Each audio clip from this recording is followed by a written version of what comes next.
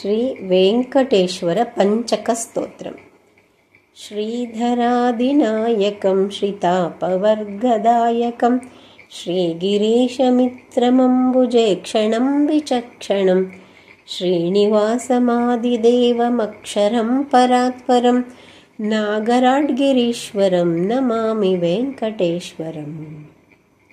ఉపేంద్రమిందుశేఖరారవిందజామరేంద్ర బృందారకాదిసేవ్యమాన పాదపంకజద్వయం చంద్రసూర్యలోచనం మహేంద్రనీలసన్నిభం నాగరాడ్గిరీశ్వరం నమామి వెంకటేశ్వరం.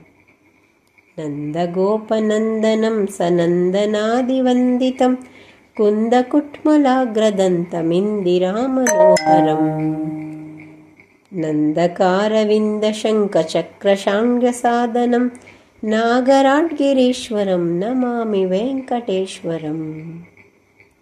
నాగరాజపాలనం భోగినాథశాయినం నాగవైరిగామినం నగారిశత్రుసూదనం నాగభూషణార్చితం సుదర్శనాద్యుధాయుధం నాగరాడ్గిరీశ్వరం నమామి వెంకటేశ్వరం.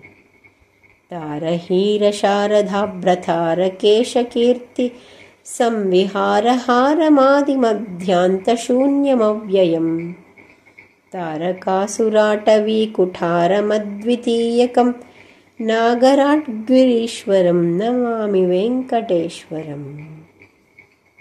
ఇది శ్రీ వెంకటేశ్వర పంచకస్తోత్రం.